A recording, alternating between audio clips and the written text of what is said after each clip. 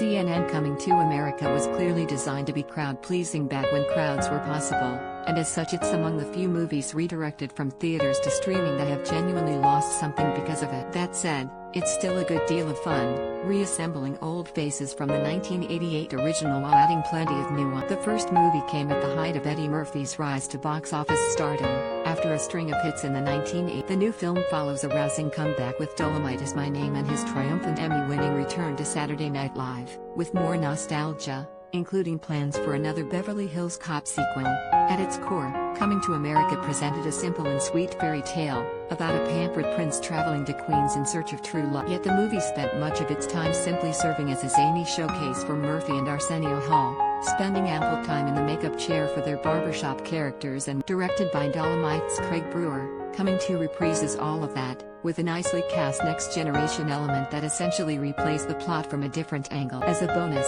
the story, credited to a trio of writers, comes with a feminist hook, and a lesson, like the first film, about setting aside outdated. 30-ish years later, Murphy's Prince Akeem is still happily married to Lisa, Shari Headley, with 3 talented daughters, the eldest of whom, if Beale Street could talk's Kiki Lane, would seemingly make a perfect read. More Arsenio Hall and Eddie Murphy are back in the barber shop in Coming to America, Amazon Studios. Yet the law demands a male heir, and faced with a threat from the leader of a neighboring land, General Izzy, Wesley Snipes, reuniting after Dolomite and making the most of his comedic turn, Akeem is delighted to discover he unexpectedly has one, who he somewhat improbably fathered during his time. Lavelle, comic Jermaine Fowler, and his mom, Leslie Jones, are surprised to discover those origins, but along with his uncle, Tracy Morgan, adding to what's already a pretty deep SNL connection, they jet off to the fictional African kingdom of Zamunda, where Lavelle is supposed to marry Izzy's daughter and secure the yet he runs into his own complications regarding arranged marriages,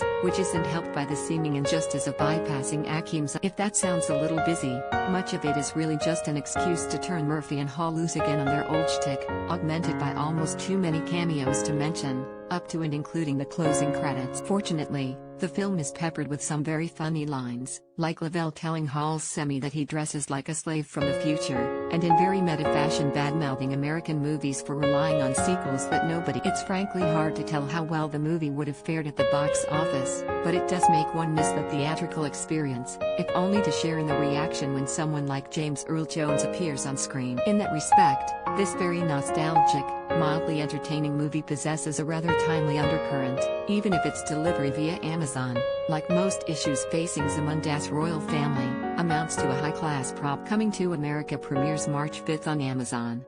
It's rated PG.